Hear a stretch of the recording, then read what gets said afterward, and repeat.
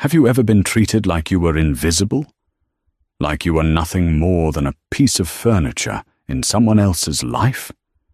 Imagine giving 3 years of your life to a man, supporting him from the shadows, only to be handed divorce papers on your anniversary because his family thinks you're too poor for their reputation. They thought she was a penniless orphan. They didn't know she was signing to the checks that kept their entire city running. When Liam Prescott threw his wife out on the street, he didn't realize he wasn't just losing a wife. He was declaring war on the owner of the very company that was about to buy him out. Grab your popcorn. This is the story of the ultimate regret. The chandelier in the dining room of the Prescott estate was an antique baccarat, reportedly worth more than most people's homes. It cast a fracturing, prismatic light over the table, illuminating the tension that had settled over the dinner like a thick, suffocating fog.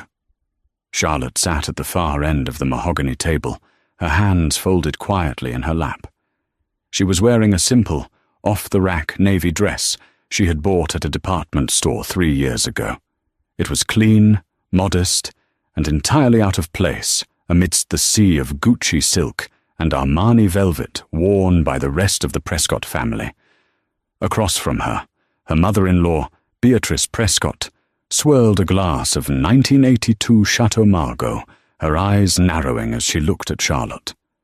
Beatrice was a woman who wore her wealth like armor. Tonight, she was clad in a Chanel tweed suit that screamed old money, though everyone in the finance world knew the Prescott shipping empire was currently leveraging debt to stay afloat. "Liam," Beatrice said, her voice sharp, cutting through the silence. "Is she going to sit there all night without saying a word? It's unnerving, like having a servant join us for dinner, but without the utility of actually clearing the plates." Charlotte didn't flinch. She was used to this. For 3 years since she had married Liam Prescott, she had been the orphan girl, the gold digger, the mistake. They knew her only as Charlotte, the girl Liam met at a coffee shop. They knew she had no parents, no visible job, and seemingly no ambition. Liam Prescott, a handsome man with a jawline that had graced local business magazines and a weakness for his mother's approval, sighed. He adjusted the cuffs of his bespoke Brioni suit and refused to look Charlotte in the eye. "Mother, please," Liam muttered, though there was no heat in his defense. He checked his watch, a Patek Philippe Nautilus that Charlotte had secretly arranged for him to acquire off a wait list, though he believed it was sheer luck. "We have things to discuss." "Happy anniversary, Liam," Charlotte said softly. Her voice was calm, melodic, and possessed a dignity that usually infuriated Beatrice. Liam flinched. "Right. The anniversary." 3 years, Charlotte noted. "I made your favorite, beef Wellington. It's in the kitchen, keeping warm, though I suppose the chef has already served the squab." "We aren't eating your cooking tonight, Charlotte," Beatrice snapped. "We have serious family business. Business that concerns the future of Prescott shipping. Something you wouldn't understand with your limited background." The double doors to the dining room opened. It wasn't a server. It was a tall, leggy, blonde woman, wearing a red dress that cost more than Charlotte's entire visible wardrobe. It was Tiffany St. Clair, the daughter of a steel magnate. She walked in with the confidence of someone who had never been told no in her life. "Am I late?" Tiffany cooed, walking straight to Liam and placing a hand on his shoulder. She didn't look at Charlotte. To Tiffany, Charlotte was furniture. Charlotte looked at Liam. "Liam, why is Tiffany here on our anniversary?" Liam took a deep breath. He finally looked at her. His eyes were cold, devoid of the warmth she had seen in them 3 years ago when he was a struggling VP trying to prove himself to his father. Now that he was CEO, he had become different, harder. "Charlotte," Liam said, reaching into his inner jacket pocket. He didn't pull out a jewelry box. He didn't pull out a card. He pulled out a thick, folded document bound in a blue legal backer. He slid it across the polished mahogany. It stopped inches from Charlotte's hand. "This isn't working," Liam said, his voice steady, rehearsed. "It hasn't been working for a long time. You don't fit in my world, Charlotte. You never have." Charlotte looked down at the papers. In bold, capitalized letters, "Petition for dissolution of marriage." "Divorce?" Charlotte asked. She didn't cry. The lack of tears seemed to annoy Beatrice even more. "It's an annulment, preferably," Beatrice interjected, sipping her wine with a cruel smile. "But a divorce will do. Liam needs a partner, Charlotte, a power partner. The Prescott Empire is merging with the St. Clair steel interests. It's a strategic alliance. Tiffany can bring capital, connections, and prestige to this family. You bring what exactly? Silence? Mediocrity? I bring loyalty," Charlotte said quietly. "I brought her home."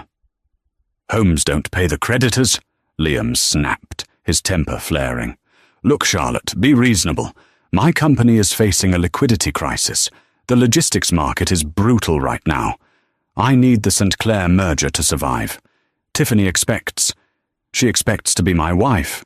I can't be married to a nobody when I'm trying to close billion-dollar deals." "A nobody," Charlotte repeated, testing the word. "Here," Liam said, pointing to the papers. "I'm being generous. There's a check in there for $50,000. It's more than you've ever seen in your life. Take it. Sign the papers. Move out tonight. Beatrice has already called a car for you." Tiffany giggled, covering her mouth. 50,000. Liam, you're a saint. She can probably buy a trailer with that." Charlotte stood up. The movement was so graceful, so fluid, that for a split second she looked taller than everyone in the room. She picked up the papers. "You want me to sign these?" "Right now?" "Yes," Liam demanded.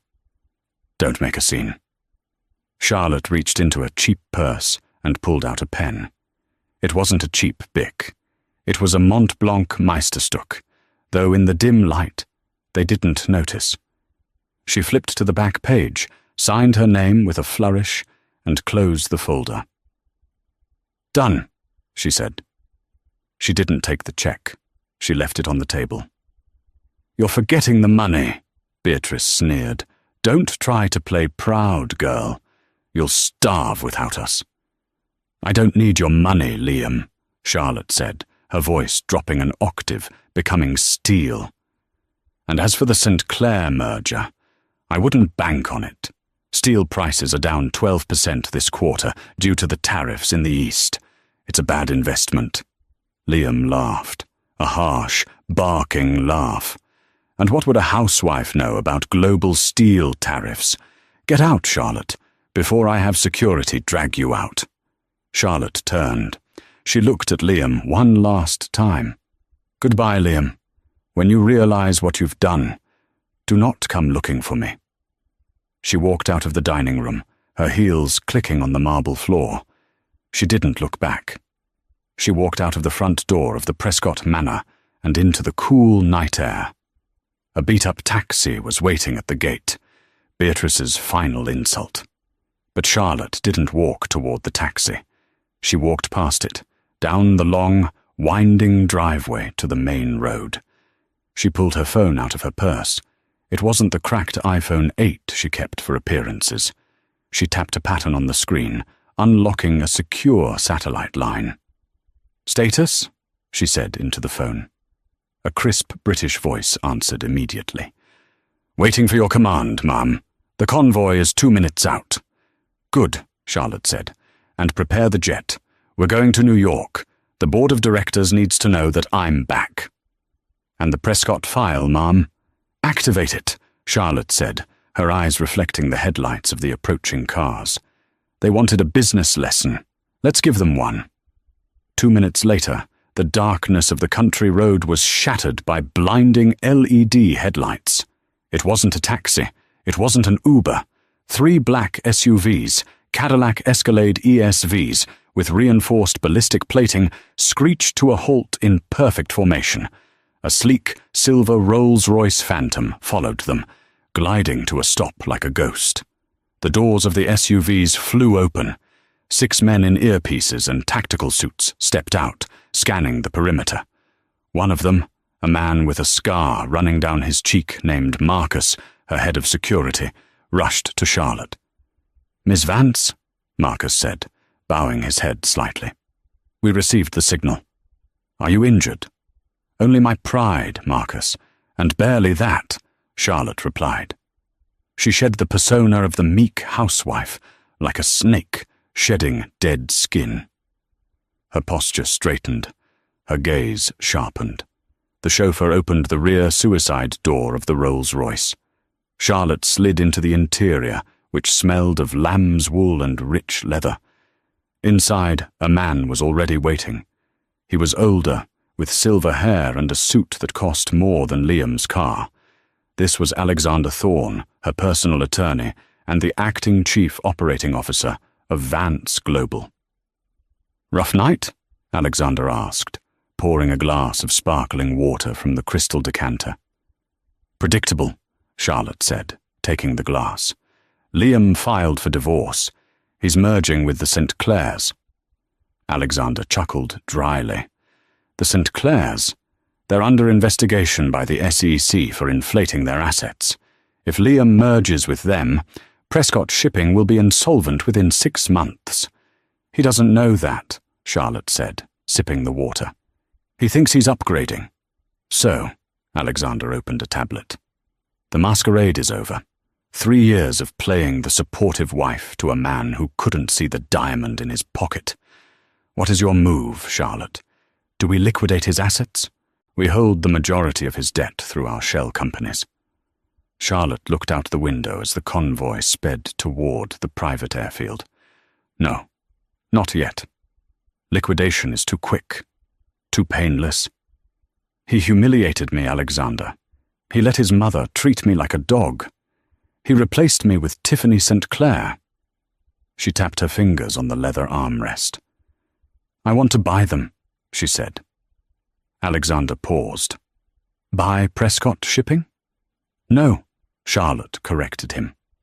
"I want to buy the ground they stand on. Who is the primary investor for their new logistics hub, the one they need to save the company?" "That would be the Onyx Group," Alexander replied. "And who owns Onyx Group?" Alexander smiled. "You do, Miss Vance, through 3 layers of holding companies, of course." "Schedule a meeting," Charlotte said, her eyes cold. "Liam needs funding. He needs approval for the new hub. Let him come to Onyx. Let him beg for the money. I want to see the look on his face when he realizes who holds the leash." By the time they reached the private airfield, Charlotte's demeanor had completely shifted. She stripped off the cheap navy dress in the changing room of the Gulfstream Jiang 50ER private jet. She emerged wearing a tailored white power suit by Alexander McQueen, her hair pulled back into a severe, elegant bun. She put on her signature glasses, thick frames that made her look intellectual and dangerous. She clasped a diamond necklace around her neck, the Star of the East, a piece she had kept in a vault for 3 years. As the jet roared down the runway, climbing into the night sky toward Manhattan, Charlotte opened her laptop. The screen displayed the organizational chart of Vance Global. It was a conglomerate that touched everything: real estate, tech, pharmaceuticals, and private equity. Her net worth wasn't public knowledge, but in the circles that mattered, the whisper networks of Davos and Wall Street, Charlotte Vance was known as the Iron Orchid. She had inherited the company at 22 when her parents died in a plane crash. She had spent 10 years building it into an empire, but the isolation had been crippling. She had met Liam while trying to live a normal life, using a fake name, pretending to be poor to see if someone could love her for her, not her billions. She had her answer. "Alexander," she called out over the hum of the engines. "Yes, Mom? Get me the file on the St. Clair family. If Tiffany wants to play games, let's see how she likes playing against the house. I want their loans called in by Monday morning. Consider it done. And regarding Mr. Prescott? Let him enjoy his freedom for a few days," Charlotte said, looking at the clouds below. "Let him think he's won. The fall is always harder when you think you're flying." 2 days later, Prescott Shipping Headquarters. Liam Prescott sat in his office, rubbing his temples. The divorce papers were filed. He was technically a free man. Tiffany was already redecorating his apartment, ordering garish pink curtains that Liam secretly hated but didn't dare criticize. But the relief he expected hadn't come. Instead, a sense of unease gnawed at him. His CFO, a nervous man named Gary, knocked on the door and entered. "Sir, we have a problem," Gary said, sweating. "What now, Gary? I told you the St. Clair merger will fix the cash flow." "That's the thing, sir," Gary stammered. "The St. Clair assets, they're frozen." Liam stood up. "What? Why?" "SEC investigation. It hit the news an hour ago. Their stock plummeted 40%. The merger is dead in the water, Liam. If we merge with them now, we anchor ourselves to a sinking ship." Liam felt the blood drain from his face. "That can't be right," Charlotte said. He stopped. He remembered Charlotte's parting words at dinner. "Steel prices are down. It's a bad investment." "How did she know?" he whispered to himself. "Sir?" "Never mind," Liam snapped. "Okay, forget St. Clair. We still have the Onyx Group deal, the funding for the logistics hub. That's our lifeline. We have the meeting with their CEO tomorrow in New York, right?" "Yes, sir. But what?" "The CEO of Onyx Group is notoriously private," Gary said. "No one has ever seen him, or her. They go by a proxy. But they sent a memo this morning. The CEO personally wants to oversee this negotiation." "That's good," Liam said, trying to convince himself. "It means they're serious. We go to New York. We charm them. We get the money. We save the company." "There is one more thing," Gary said, holding out a tablet. "The Onyx Group just bought the mortgage on your mother's estate." Liam froze. "What?" "Your mother's house. The manor. The bank sold the note this morning. Onyx Group owns it now. Technically, your mother is living in their house." A cold dread settled in Liam's stomach. This wasn't just business anymore. It felt targeted. "Who are these people?" Liam muttered. "We'll find out tomorrow," Gary said. "The meeting is at 10 a.m. at Vance Tower." "Vance Tower?" Liam frowned. "I thought Onyx had their own building." "They are a subsidiary," Gary explained. "A subsidiary of Vance Global." Liam shrugged. The name meant nothing to him other than it being a massive international conglomerate. He had no idea that the woman he had kicked out of his house 2 nights ago was the one who signed the lease on the building he was about to walk into. The following morning, the Manhattan skyline was a jagged jaw of steel and glass biting into the grey sky. Liam Prescott stood at the base of Vance Tower, craning his neck back. It was a monolith of black glass, standing 70 stories high, dwarfing the surrounding buildings on Fifth Avenue. It screamed power. It screamed untouchable wealth. Liam adjusted his tie, a red silk Hermes that Tiffany had bought him yesterday to bring him luck. It felt like a noose.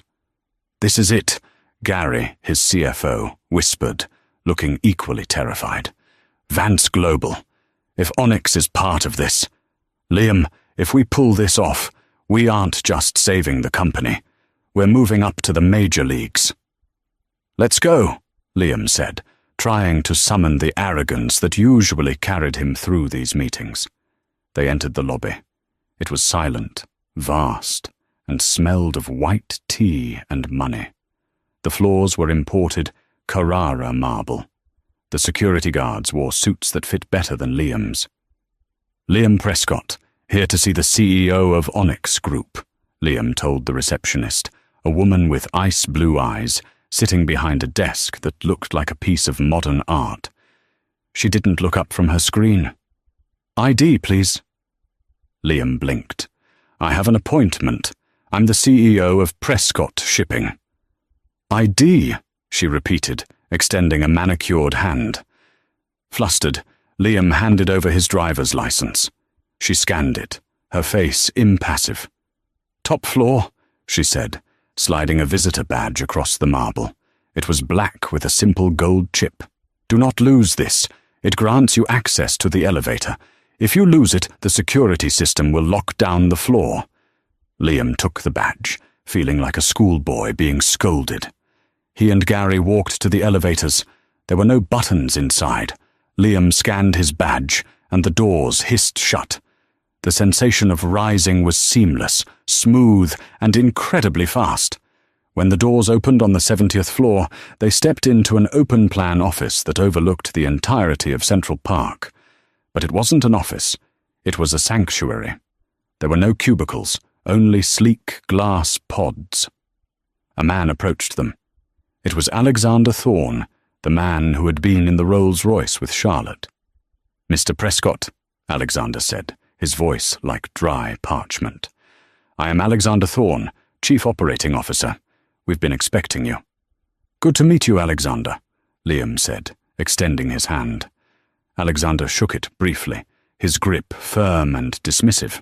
"The CEO will join us shortly. Please have a seat in the boardroom."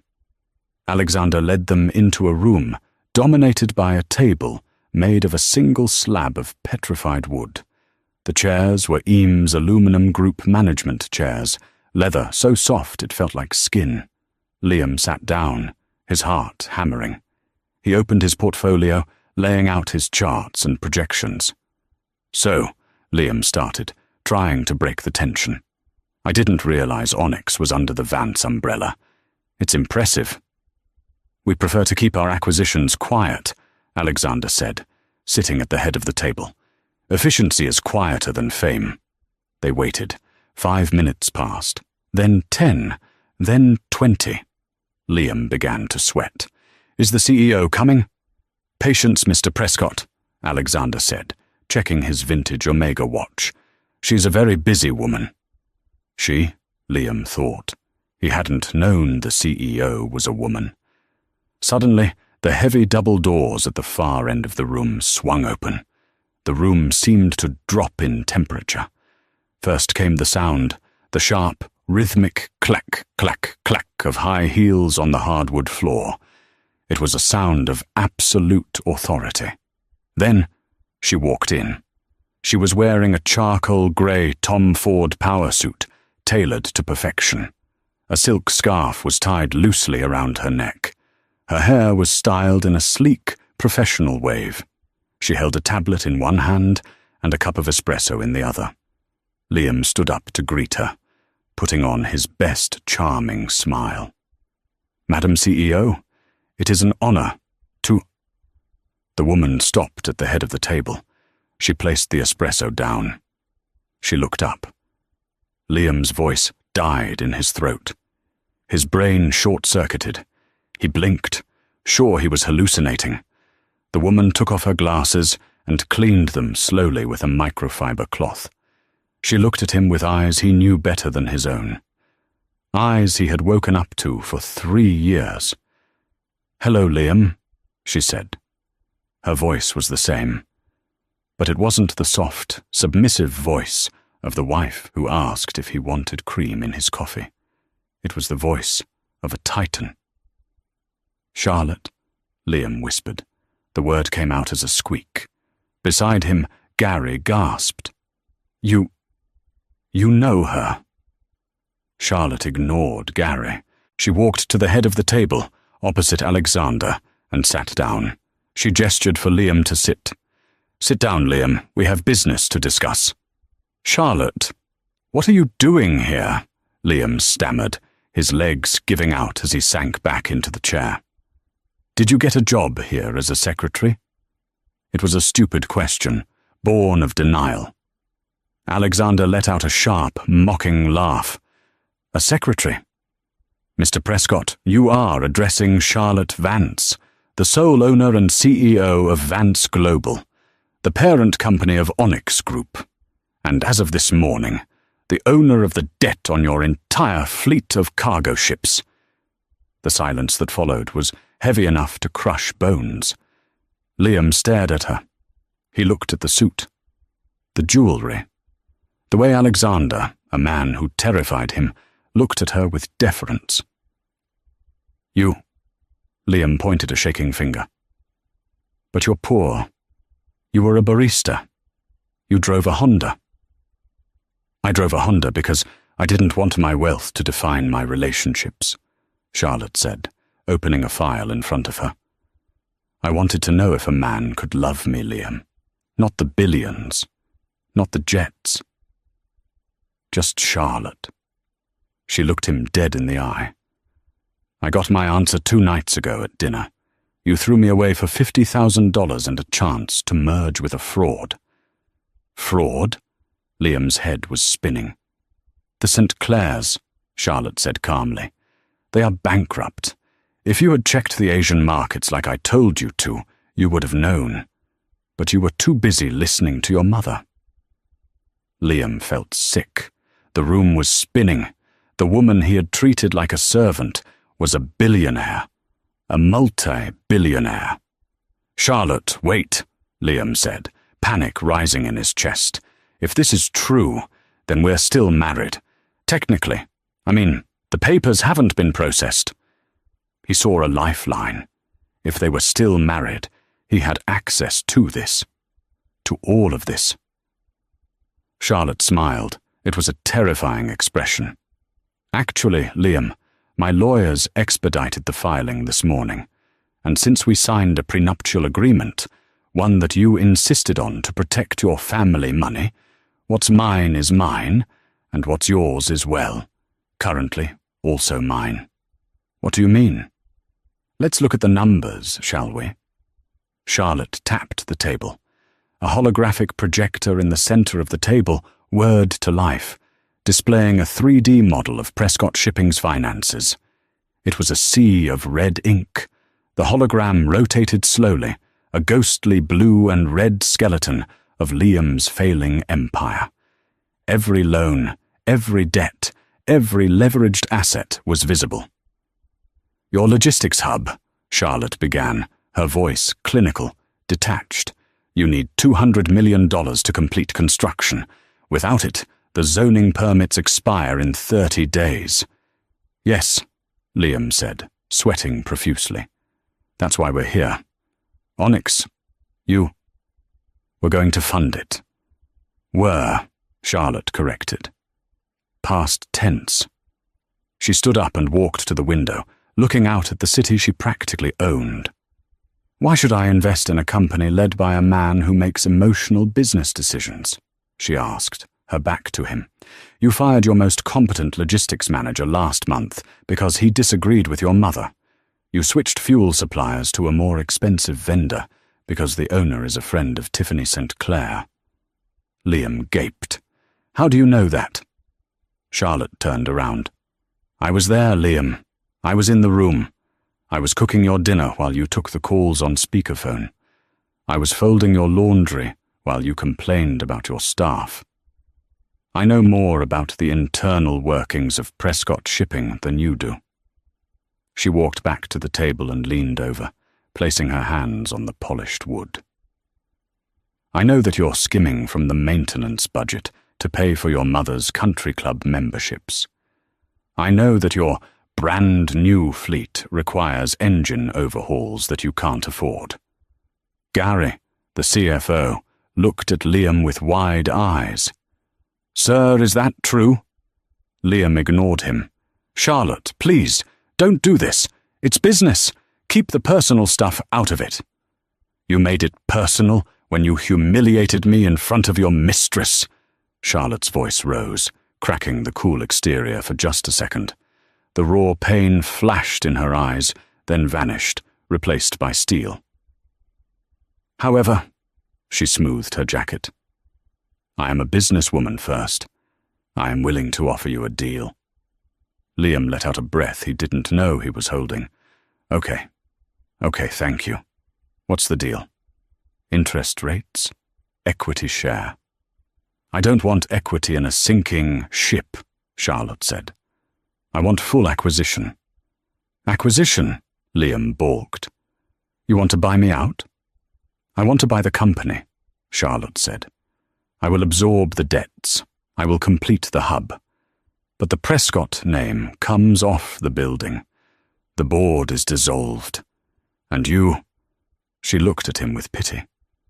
You will be removed as CEO. You can't do that, Liam shouted, standing up. It's my family legacy. My grandfather built this company. And his grandson destroyed it, Charlotte said coldly. Here are the terms.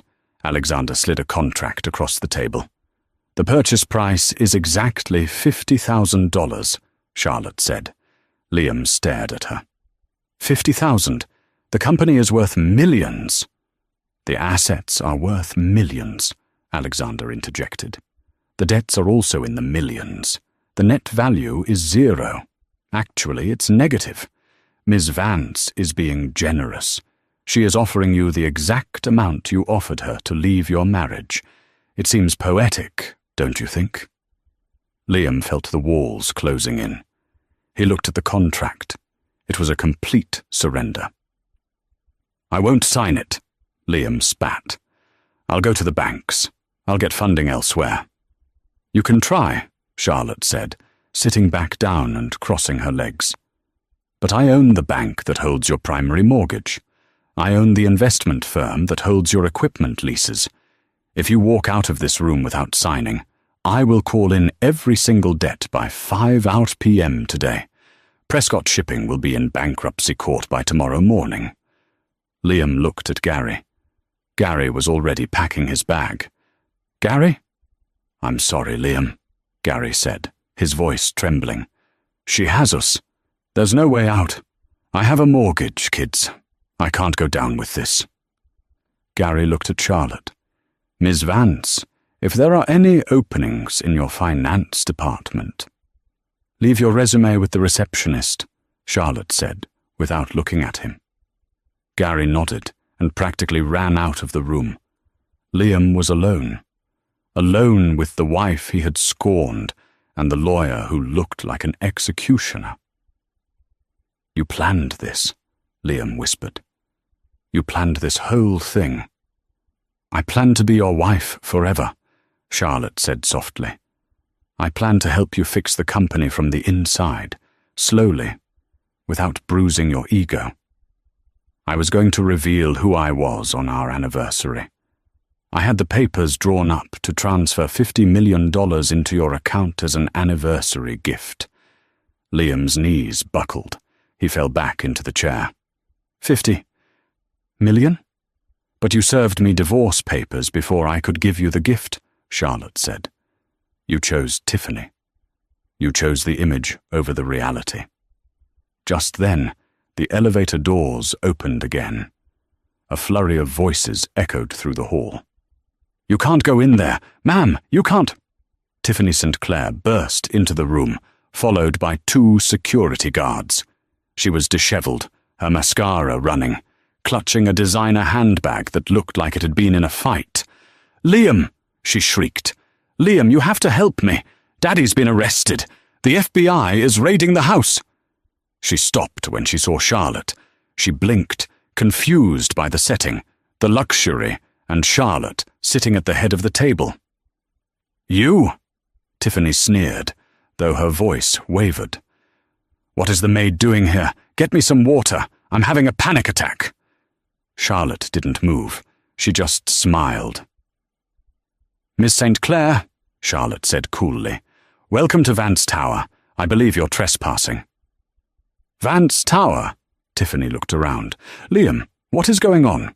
Why is she sitting there? She owns it, Tiffany, Liam said, his voice hollow. She owns everything. Tiffany froze. She looked at Charlotte, really looked at her, for the first time. She saw the Tom Ford suit, the confidence, the power. "That's impossible," Tiffany stammered. "She's a nobody." "Alexander," Charlotte said, sounding bored, "please escort Miss St. Clair out, and call the authorities. I believe the FBI is looking for her as well, regarding her involvement in her father's shell companies." Tiffany's eyes went wide. "No, Liam, do something." Alexander nodded to the security guards. They stepped forward, flanking Tiffany. "Liam!" she screamed as they dragged her backward. "You promised me. You promised to take care of me." The doors hissed shut, cutting off her screams. Silence returned to the room. "Sign the papers, Liam," Charlotte said, pushing a Mont Blanc pen toward him. The same pen she had used to sign the divorce papers. "Take the 50,000, pay your mother's country club fees, and start over. Somewhere far away." Liam looked at the pen. He looked at the woman he had lost. The magnitude of his mistake was a physical weight, crushing his chest. He realized then that he had never really known her. He had been in love with a reflection of himself, and when that reflection needed maintenance, he had traded her in. He picked up the pen. His hand shook. He signed. "Good," Charlotte said, taking the papers. "Now get out of my building." Liam walked out of Vance Tower, a broken man. The sun was shining, but the world looked grey. He held a check for $50,000 in his pocket, a pitiful sum compared to what he had just signed away. He didn't go home. He couldn't face his mother. He couldn't tell Beatrice Prescott that the orphan girl had bought their legacy for pennies on the dollar. Instead, he went to a bar. A dive bar in Hell's Kitchen, far away from the places where people knew his name. He drank cheap whiskey and stared at the news on the TV above the bar. The headline on CNBC made him nearly drop his glass. "Vance Global acquires Prescott Shipping in hostile takeover. Mystery CEO Charlotte. Vance emerges from shadows." The screen showed a photo of Charlotte leaving the building. She looked radiant, powerful, unstoppable. The ticker at the bottom of the screen read, "Vance Global stock surges 15% on news of acquisition." "That's my wife," Liam slurred to the bartender. "Sure, buddy," the bartender said, wiping down the counter. "And I'm the King of England," Liam laughed. A bitter, jagged sound. "She was. I divorced her. Because I thought she was poor." The man next to him, a construction worker covered in dust, looked at him. "You divorced a billionaire because you thought she was poor? Buddy, you are the biggest idiot on the planet." "I know," Liam whispered. "I know." Meanwhile, at the Prescott Manor, the scene was one of chaos. Beatrice Prescott was in the drawing room, screaming into her phone. "What do you mean we have to vacate? This is my house.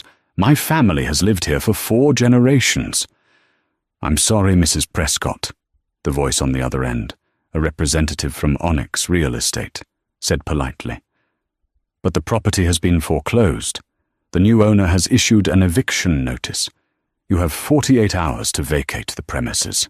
"Who is the new owner? I want to speak to them immediately," Beatrice demanded. "The deed is held by Charlotte Vance." Beatrice dropped the phone. It cracked on the floor. "Charlotte?" she gasped. "The girl?" She ran to the window.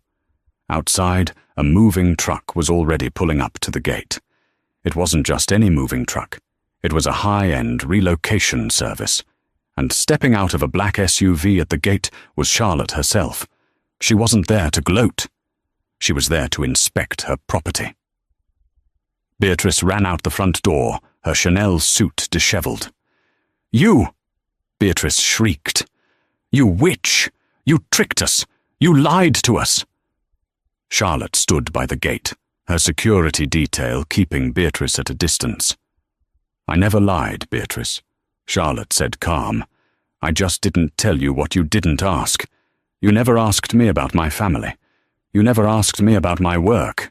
You only asked me to pass the salt and stay out of the photos. You can't take my house, Beatrice sobbed, her dignity crumbling. Where will I go? I believe there are some very affordable apartments in Queens, Charlotte said. Or perhaps you can stay with Tiffany St. Clair. Oh, wait, she's in federal custody. My apologies. Charlotte signaled to the movers. Proceed. I want everything catalogued. The antiques are to be auctioned off for charity. Specifically, a charity that supports women starting over after divorce.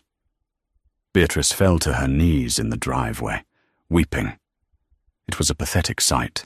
The woman who had terrorized Charlotte for 3 years was now nothing more than a tenant being evicted. Charlotte turned to Marcus, her bodyguard. Let's go. I have a board meeting in Tokyo tonight. Yes, Ms. Vance. As the car pulled away, Charlotte didn't feel the rush of joy she expected. She just felt a profound sense of closure. The chapter was done. The book was closed. But the story wasn't over for Liam. 6 months had passed since the day the Prescott empire crumbled. To the world, the transition had been seamless. Vance Global had absorbed the shipping lanes, rebranded the fleet, and the stock price had stabilized. The Prescott name had been chiseled off the headquarters, replaced by the sleek, minimalist V logo of the Vance conglomerate. For Liam, however, time had become a slow, suffocating loop of regret. He lived in a 4th-floor walk-up in Astoria, Queens. It was a studio apartment that smelled perpetually of boiled cabbage and damp drywall. The heating radiator clanked violently in the night, keeping him awake, staring at the water-stained ceiling. He had $50,000 when he left the tower. That money was gone. Most of it had gone to pay off personal debts that Charlotte hadn't absorbed. Credit cards his mother had maxed out in his name, the lease break fee on his luxury apartment, and legal fees for a lawyer who ultimately told him he had no case against the prenuptial agreement. Liam sat at his small, wobbly kitchen table, an IKEA reject he found on the curb, staring at his laptop. He was on LinkedIn. Application status: rejected. It was the 20th rejection this week. He wasn't just unemployed, he was toxic. In the tight-knit world of New York logistics and finance, word traveled fast. He was the man who had driven a legacy company into the ground. He was the CEO who let his mother run the board.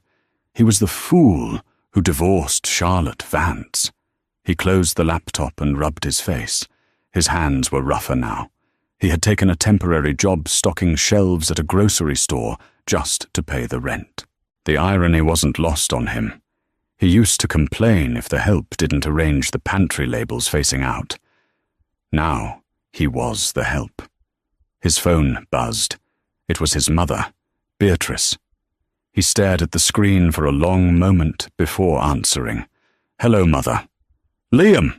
Beatrice's voice was shrill, panicked. "They cut the power again. You have to send money. I can't live like this. The apartment is freezing, and the neighbors cook curry all day. The smell is seeping into my coats." "I don't have any money, Mother," Liam said, his voice flat. "I get paid on Friday. I can send you $50 then." $50? That won't even cover my dry cleaning." "Then stop dry cleaning your clothes," Liam snapped, his patience finally snapping. "Wash them in the sink like I do. We are poor, Mother. When are you going to understand that? We are the people you used to make fun of." "It's her fault," Beatrice hissed. "That girl, that viper, she stole everything." "She didn't steal it," Liam said quietly. "We gave it to her. We handed it to her on a silver platter because we were too arrogant to see what was right in front of us." He hung up. He couldn't do it anymore. He put on his coat, his old Brioni wool coat, now slightly frayed at the cuffs and missing a button, and walked out into the cold November rain. He walked past a newsstand. There, staring back at him from the cover of Time magazine, was Charlotte.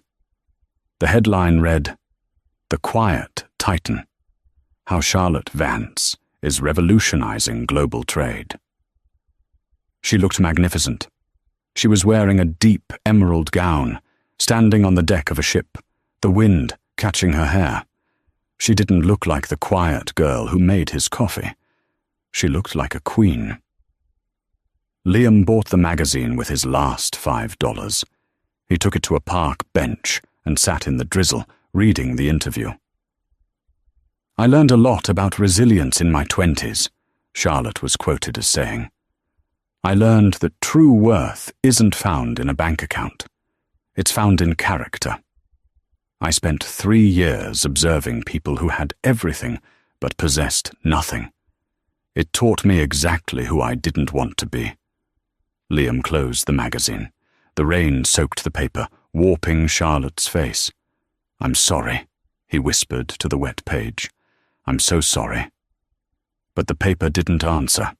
The world didn't care about his apology.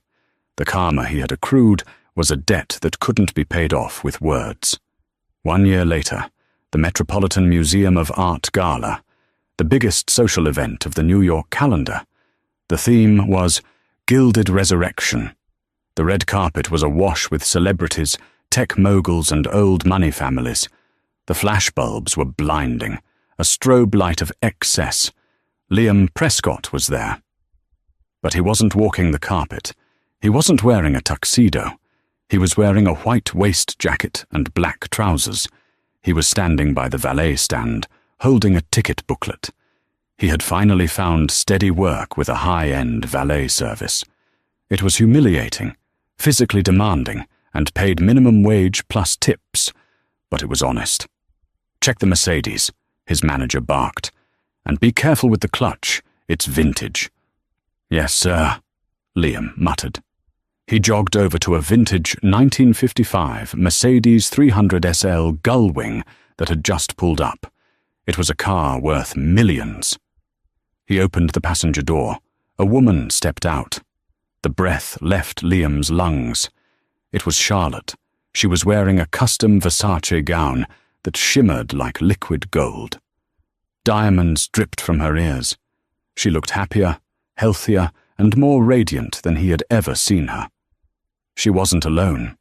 Stepping out of the driver's side was a man. He was tall, with kind eyes, and a rugged look. Maybe an architect or a doctor. He wasn't wearing a suit of armor like the business sharks Liam used to know. He looked at Charlotte with total adoration. He offered her his arm, not as a prop, but as a partner. Liam froze. He should have looked away. He should have hidden his face. But he couldn't. Charlotte adjusted her shawl and looked toward the valet stand. Her eyes scanned the line of workers. And then they stopped. She saw him. Liam felt exposed, stripped naked in front of the entire world. Here he was, the ex-husband who had thrown her out, now parking her car. He waited for the smirk. He waited for her to point him out to her new partner and laugh. He waited for the anger, but there was none of that. Charlotte's expression softened. It wasn't pity. It was simply recognition, acknowledgement of a stranger she used to know. She walked up to him. The crowd seemed to fade away. "Hello, Liam," she said. "Charlotte," Liam choked out. He gripped the valet ticket so hard his knuckles turned white. You look beautiful." "Thank you," she said politely. "I read about the Clean Oceans Initiative." Liam rambled, desperate to say something meaningful. "What you're doing with the fleet, it's amazing. I never knew you cared about the environment." "There was a lot you didn't know, Liam," she said gently. The man beside her stepped up. "Is everything all right, darling?" "Yes, James," Charlotte said, placing a hand on the man's chest. "This is Liam. An old acquaintance. Acquaintance.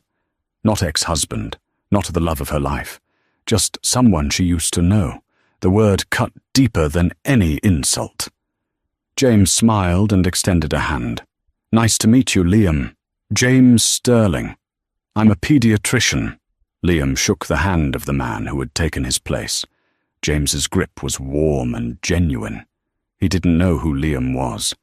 To him, Liam was just the valet. "Nice to meet you," Liam whispered. "We should go in," Charlotte said to James. "The auction starts in 10 minutes. She turned back to Liam. She opened her clutch, a Judith Lieber crystal bag, and pulled out a crisp $100 bill. "Here," she said, holding it out. Liam recoiled.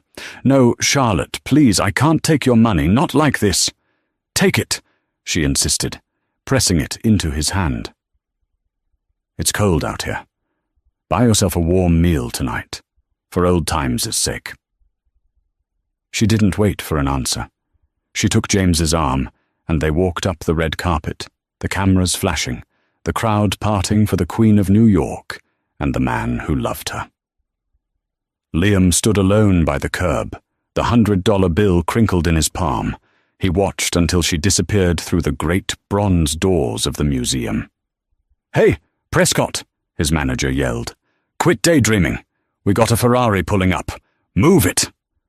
Liam blinked, clearing the tears that had gathered in the corners of his eyes. He shoved the money into his pocket. "Coming," he yelled back. He ran towards the Ferrari, head down, back to work. Years later, the story of the Prescott divorce became a cautionary tale in business schools. It was a case study in due diligence and humility. Professors at Wharton and Harvard would project the stock chart of Prescott shipping on the screen. "Here." They would point to the sharp drop. "This is where arrogance cost a legacy." And here, they would point to the meteoric rise under Vance Global. "This is where visionary leadership took over." Liam Prescott never returned to the high life. He never remarried. He eventually moved out of the city to a small town in upstate New York. He got a job managing a small hardware store. It was quiet work. Simple. He lived in a small cottage. He adopted a stray dog. He reconnected with the simple things: cooking, reading, walking in the woods. One snowy evening, he sat by his fireplace. He was older now, the grey in his hair matching the winter sky. On his mantel, there was only one framed photo. It wasn't of his family estate. It wasn't of his yacht. It was a blurry, candid photo taken years ago at a coffee shop. A woman with messy hair was laughing, holding a croissant. It was Charlotte, before the money, before the betrayal. He picked up the photo. He realized now that the drama of his life wasn't that he lost $1 billion. The tragedy wasn't the poverty. The tragedy was that he had held the entire universe in his hands, and he dropped it because he was too busy looking at himself in the mirror. He placed the photo back on the mantel. "Happy birthday, Charlotte," he whispered to the empty room. Outside, the snow continued to fall, burying the past, layer by layer, in cold, white silence. Wow. Talk about a reality check. Liam spent his whole life chasing status, only to realize that the most valuable thing he had was the woman sitting right across from him at the dinner table. It's a brutal lesson. Never underestimate someone just because they don't flaunt what they have. True power is quiet. True wealth doesn't need to scream. What would you have done if you were Charlotte? Would you have given Liam a second chance? Or was his betrayal too deep to forgive? Let me know in the comments below. I read every single one. If you enjoyed this story of karma and redemption, please smash that like button. It really helps the channel grow. And if you want more stories about hidden identities, billionaire revenge, and shocking twists, hit subscribe and ring that notification bell so you never miss a video.